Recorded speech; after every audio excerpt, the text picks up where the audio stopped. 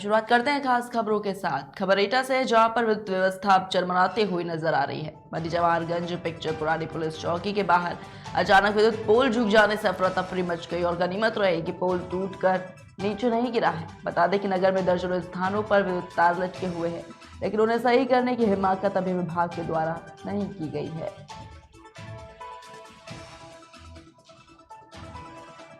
आदत से ये पोल झुका हुआ है क्या? कितनी देर में ये सही हो रहा है? ये तो जैसा बताऊंगे तुम हैं? जैसा बताऊंगे। कोई आदेश वगैरह नहीं आया सही करने का इसका? अभी तो टूटा है, 5 मिनट हुए। 5 मिनट हो गए। क्या आदेश दिया है जय साहब ने या नहीं दिया?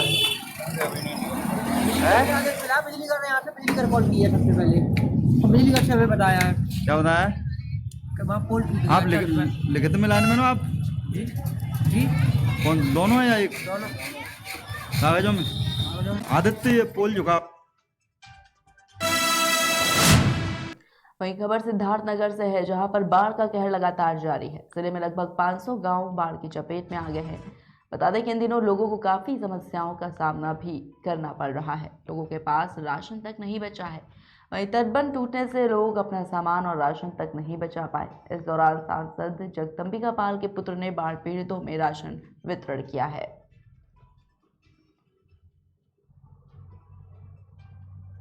देखिए, कोई भी महामारी हो, बाढ़ हो, त्रासदी हो, कुछ हो, तो उसकी मार गरीबों को ही झेलनी पड़ती है। इसके लिए प्रशासन का और प्रतिनिधि जो वहाँ के हैं, उनका सबसे बड़ा रोल होता है कि उन्हें राहत सामग्री कैसे पहुँचाई जाए, राहत कैसे दी जाए। और मेरी समझ से नौगढ़ सिद्धार्थनगर क्षेत्र इस मामले में धनी है कि यहाँ पर माननीय सांसद जी पाल जी जैसे व्यक्ति हैं और उनके सुपुत्र उनके साथ बराबर निरंतर राहत सामग्री बांट रहे हैं। और प्रशासन का भी इतना अच्छा सहयोग है, चाहे वो डीएम साहब, एसपी साहब, एसडीएम साहब, हर स्तर से ये लोग रात दिन प्रयास कर रहे हैं और जहाँ तक संभव है सबको सुविधाएं मुहैया हो रही हैं। 15 से 20 सालों में जब से हम यहाँ आए हैं, मेरे पिताजी जब से यहाँ पे राजनीति कर रहे हैं, उन 20 सालों में इस बार जो बाढ़ की त्रासदी हुई है वो सबसे भयानक और सबसे दुखद रही है। बहुत ज़्यादा नुकसान हुआ है, जान माल का भी नुकसान हुआ है, लोगों का अपना बहुत नुकसान हुआ है और उसी का मुआयना कर रहे हैं हम लोग। और साथ में जो भी राहत सामग्री थोड़ी बहुत हमारे माध्यम से उन तक पहुंच जा रही है, उनको जो राहत हमारे माध्यम से मिल सकती है, उसी के प्रयास में हम लोग आज हथिवरताल गांव के पास आज बंधे पे हम लोग इकट्ठा हुए हैं। ग्रामीण और जो भी यहाँ के निवासी लोग हैं, और तत्कालिक राहत के रूप में यहाँ पर जो खाद्यान्न सामग्री है, पकी हुई खाद्यान्न सामग्री, कच्ची सामग्री लगातार जो है निरंतर प्रशासन के माध्यम से, बोर्ड के माध्यम से और जो स्टीमर के माध्यम से गरीबों तक या जो लोग बंधे पर हैं उनको त्रिपाल जो है के माध्यम से जो है रहने के लिए व्यवस्था की। देखिए, कोई भी महामारी हो, बाढ़ हो, त्रासदी हो, कुछ हो, तो उसकी मार गरीबों को ही झेलनी पड़ती है। इसके लिए वहीं खबर प्रयागराज से है, जहां पर थाना गोरांव क्षेत्र में दिन दहाड़े एक होटल में एक युवक की हत्या से सनसनी फैल गई है। बता दें कि युवक पर धारदार हथियार से हमला किया गया। जानकारी के मुताबिक युवक का शव होटल की सीढ़ियों पर पाया गया है। सीसीटीवी फुटेज से भी कुछ खास जानकारी नहीं मिल पाई। फिलहाल पुलिस मामले की जांच में जुटी है।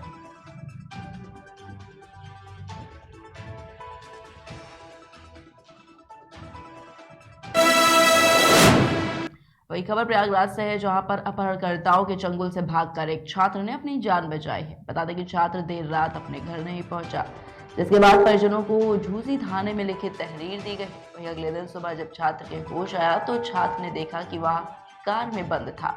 मौका देकर छात्र दूसरी साइड में दरवाजा खोलकर धीरे से निकल गया है। फिर छात्र ने परिजनों को अपनी जगह के बारे में बताया है। वहीं सूचना पर आनंद में परिजन चेतगंज कोतवाली के पास पहुंचे और लापता छात्र को सकुशल बरामद किया गया है और घर लाए। मैं 17 तारीख को शाम को 5 बजे 5:30 बजे तक दारागंज से निकला घर आने के लिए। दारागंज स्टेशन पे गया तो 6:40 पर पैसेंजर आती है घर आने के लिए अतरौरा हाल्ट पर। तो मैंने मम्मी के पास फ़ोन करके बता दिया था कि मम्मी घर आ रहा हूँ। उसके बाद मैं जब ट्रेन आई 6:40 पर तो भीड़ थी काफ़ी ज़्यादा, तो मैं दूसरे बोगी से निकल करके विकलांग बोगी में जाकर बैठ गया। उसमें 4 लोग पहले से ही थे, मुँह बांधे हुए थे, तो मैं भी उसमें जाकर बैठ गया। जब ट्रेन वहाँ चली, झूसी आई, झूसी से भी चली तो चाचा का फ़ोन आया था, तो बात हुई कि घर आ रहे हो। उन्होंने कहा हाँ चलिए ठीक है। तो उसके बाद मुझे नींद आई, मैं सो गया। उसके बाद जब मुझे सुबह में 8 बजे के लगभग मतलब जब होश आया था तो मैं देखा कि मैं बोलेरो में बंद हूँ। तो तुरंत वो 4 लोग आए हमारे पास। उसके बाद मुझे मेरा मोबाइल छीन करके फिर से स्विच ऑफ कर दिया, हमारे ऊपर स्प्रे मार दिए। फिर से वो लोग वहाँ से कहीं दूर चले गए। तो जब मुझे दोबारा होश आया तो उस गाड़ी में कोई नहीं था, तो दरवाज़ा खुला हुआ था लेफ़्ट साइड। अपना बैग लिया, राइट साइड का दरवाज़ा खोल करके काफ़ी तेज़ी से वहाँ से भागा जंगल। तो वो लोग मेरा 2 लोग पीछा भी किए थे कुछ दूर तक। मोबाइल था, मोबाइल ऑन करके पापा के पास फ़ोन करके बताया। फिर कुछ दूर आगे रोड पर आए तो लोगों से पूछा तो उन्होंने बताया कि बनारस में हैं आप। फिर आया काल भैरव मंदिर के पास, वहाँ रुका था। तो फ़ोन से बात होती रहती थी सबसे।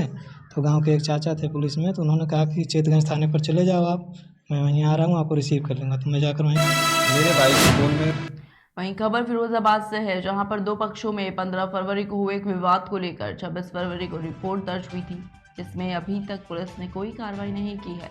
वहीं दूसरे पक्ष के युवक ने अपनी ही बेटी से हथियार के बल पर 2 व्यक्तियों पर गैंग रेप का मुकदमा दर्ज किया था, जबकि दोनों बेटियों ने वीडियो और लिखित में अपना बयान दर्ज बताया। बता दें कि 2 बेटियों ने अपने ही पिता से जान का खतरा बताया है। मेरे भाई के फ़ोन में से ऋतिक नाम की लड़की ने 4 फ़ोटो लिए, जिस पर स्टिकर लगा के और आकाश को दे दिए। फिर आकाश ने सारे गांव में फ़ोटो वायरल कर दिए। वायरल कर दिया तो उसको भाई के पास फोटो आए कहाँ से? वो भाई का अफेयर चल रहा था सोनम से। सोनम से? जी सर। तो उस पर जो सोनम से अफेयर चल रहा था, फोटो उसके पास थे, तो वो जिसने वायरल किया, भाई करता क्या आपका? भाई आर्मी में ड्यूटी। आईडून में है। जब ये मुकदमा लिखा गया तो भाई क्या यहाँ पे था? मेरा भाई जब ड्यूटी पर था, तब ड्यूटी पे था? जी सर। तो उसे ड्यूटी पे होने के बाद भी यहाँ पे उसके ऊपर 76D का मुकदमा दर्ज किया जाता है? जी सर। ठीक। मेरे भाई के फ़ोन में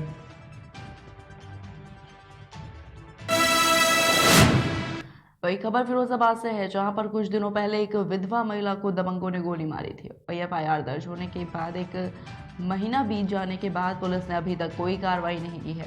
बता दें कि दबंगों के द्वारा पीड़ित महिला और उसके परिवार को लगातार धमकियां दी जा रही हैं। मतलब सुबह जी लोग 8 दिन से मेरा पीछा कर रहे थे। कौन लोग? सोनवीर, सूरज, दिनेश, आकाश और विकास। इन लोगों ने पीछा किया। सुबह हम लोग गए झाड़ू काटे। पीछा क्यों करते थे लोग? इन लोगों ने मुझे चैलेंज दिया कि तेरा लड़का अगर गांव में आ गया तो हम उसे गोली से मारते हैं। क्या इसमें कोई पुराना झगड़ा चल रहा तुम्हारा? गायों के ऊपर लड़ाई हुई थी झाड़ों में। तो इन लोगों ने FIR भी की, तो उसमें तो कुछ हुआ नहीं। इन लोगों ने मेरे बच्चे को भी पुलिस को दिया पकड़ के, दिनेश ने, सूरज ने। उस दिन हम छुड़ाए लाए तो हमने FIR की इन लोगों के नाम पर, तो उनमें से एक पकड़ा गया। जब वो पकड़ गया तो ये लोग हमारे घर आए रात में, या तो अपनी एप्लीकेशन वापस ले लो, नहीं तुम्हें और तुम्हारे बच्चों को जान से मार देंगे। तो मैं ऐसे खाट पे सो रही थी टीन में घर के गेट के पास। तो इन लोगों ने पहले तो मेरे साथ छीना झपटी की, मेरे कपड़े लत्ते फट गए। मैं भागकर खाट से उठ के गई अंदर, तो इन लोगों ने गोली चलाई। एक मेरी किवारों में दी इन्होंने, एक मेरे पैर में लगी है घुसते हुए। उस समय तुम्हारे पास कितने लोग थे? जब मेरे पास कोई नहीं था, ना ही कोई मेरा बच्चा था। जब आर पड़ोसियों ने सुना गोली की आवाज़ तो वो लोग आए, तो उनकी तरफ भी इन लोगों ने फायर किए। मतलब सुबह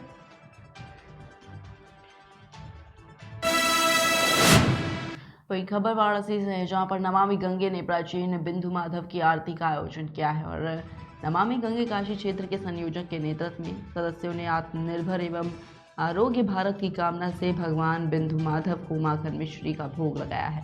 वहीं पंचगंगा घाट पर स्थित भगवान विष्णु के प्राचीन बिंदु माधव मंदिर में साफ सफाई भी की गई है, जिसमें स्वयंसेवकों ने श्रमदान कर मंदिर प्रांगण सहित पंचगंगा घाट की सीढ़ियों को भी चमकाया है।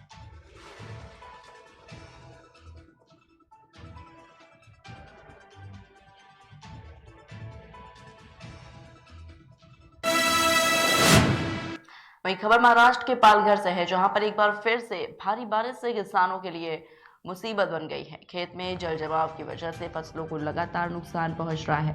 वहीं खेतों में जलभराव के कारण फसलें जो है वो पीली पड़ने लगी हैं। बता दें कि राज्य के अधिकांश हिस्सों में 10 अक्टूबर की शाम से भारी बारिश का जो सिलसिला है वो लगातार जारी है।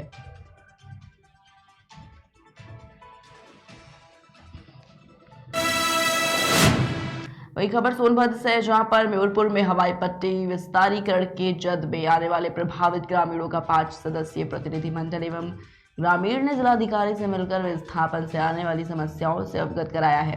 और इस प्रतिनिधिमंडल में राज्यसभा सांसद राम शिकल और दुग्ध विधायक रामदुलार गुड़ भी शामिल रहे और इस दौरान लोगों को बताया कि हवाई पट्टी विस्तार होता है तो म्योरपुर कस्बा पूरा बाजार उजड़ जाएगा। हवाई पट्टी यहाँ विस्तारीकरण हो रहा है, जिसमें 5000 मीटर हवाई पट्टी ले रहा है, जिसमें म्योरपुर पूरा कस्बा आ गया है, जिसको देखते हुए हम स्थानीय निवासियों ने एक मीटिंग किया था 4-5 दिन पहले। उस मीटिंग में तय हुआ था कि हम लोग जिलाधिकारी के यहाँ, मुख्यमंत्री के यहाँ, प्रधानमंत्री के यहाँ जाके अपनी बात को रखेंगे।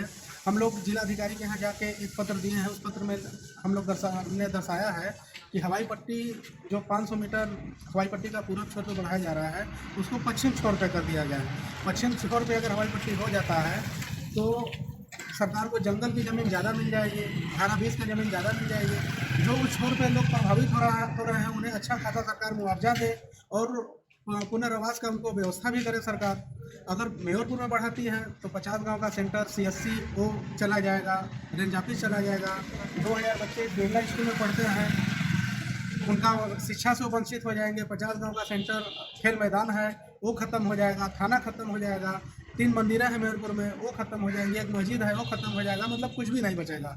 अगर सरकार इस पर ध्यान दे, पूरब की जगह अगर पश्चिम कर दिया जाए तो निश्चित सरकार का भी पैसा बचेगा और हम ग्रामीण जो आपके खेत में आग लगी है। वहीं खबर हापुड़ से है, जहां पर अज्ञात कारणों से गन्ने की फसल में भीषण आग लग गई है और इस दौरान तो किसानों की करीब 10 बीघा फसल जो है जलकर खाक हो गई। सूचना मिलने पर दमकल विभाग और पुलिस टीम भी मौके पर पहुंची और इस दौरान लेखपाल ने भी मौके पर पहुंचकर नुकसान का जायजा लिया है। जो आपके खेत में आग लगी है ईक्के में, क्या बताएंगे कितनी ईख थी और किन कारणों से आग लगी है? देखो कहीं 10 बीघे खेत था, उसमें 8 या 9 बीघे लगभग फूट चुकी है। अच्छा, किसी दमकल विभाग को क्या था, आपने सूचना दी थी? देखो जी, मेरा किसी शक नहीं, कुछ नहीं, बिल्कुल भी। और मैं कह नहीं सकता किसने फूकी, मैं कह नहीं सकता कुछ भी। कोई शक वगैरह किसी पर? कोई शक नहीं मुझको किसी का भी, कि मैं किसी दुश्मनी नहीं मानता, ना मैं किसी झगड़ा मेरा वास्ता। अब मैं कुछ दुश्मनी मानते हो लोग मिलतू, मुझसे यह अलग बात है। अच्छा, मिल वालों को सूचना दे दी है आपने? अगर मिल चला नहीं है, इसमें सूचना नहीं दे पाए हम। पटवारी आए हुए वैसे मौके पे, थाने में सूचना दे दी हमने, थाने वाले आए थे वहाँ, जो प्रमुख दरोगा जी हैं वो आए थे वहाँ पे, 112 नंबर की गाड़ी भी आई थी वहाँ पे, इंक्वायरी कर ले गए। एक छोटे से ब्रेक के लिए जल्द हाजिर होंगे।